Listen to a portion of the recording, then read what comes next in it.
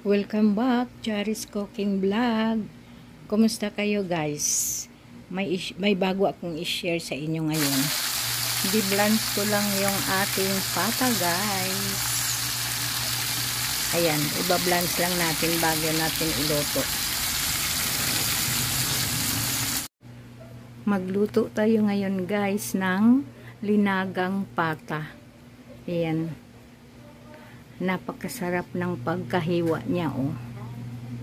Nakakatakam. Giblans ko na yan siya, guys. Kaya ganyan ang itsura. Yan, ang ating kompletong ingredients. Ayan. Pork stew or linagang baboy. Pork. Linagang pork. Ano po yan? Mali-mali naman yan. Uy! Pasensyahin na ang inyong lula. Simulan ko na magluto guys. Samahan nyo ako. Tara.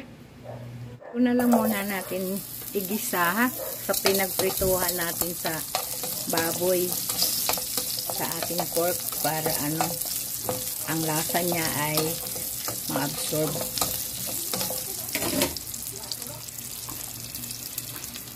Pero saglit lang, lagay na natin yung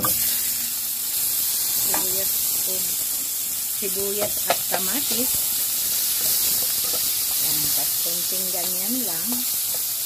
Tapos ilagay na natin yung ating pork.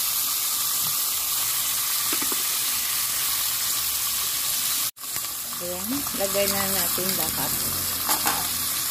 Tapos, yan, yung tulo niya. Lagay na rin natin para ang lasa, malasa ito.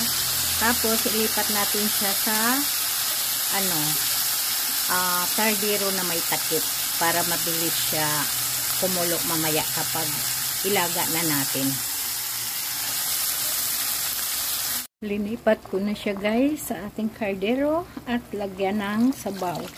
Mga 4 cups lang ang ilagay natin, tapos takpan para mabilis kumulo at iluto natin ng siguro mga 10 minutes para lalambot talaga. Siguradong malambot yung ating karne. Ayan, at napakasarap niyan guys. At kung baguhan ka pa lang, don't forget to like and share and mag-subscribe sa aking YouTube channel. Thank you!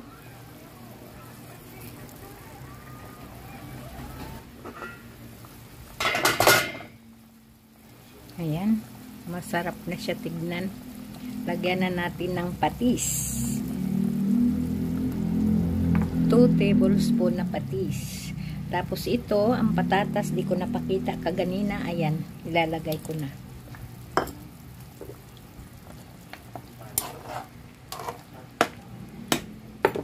Yan, takpan natin muli.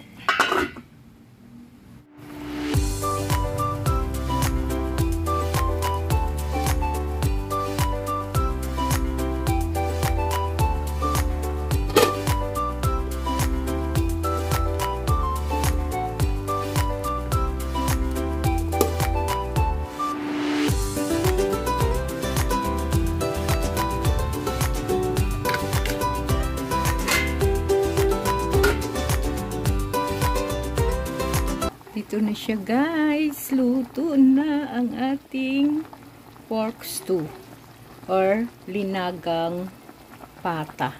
Ayan. Napakasarap ng lasa niya guys. Ayan. Sana nagustuhan nyo.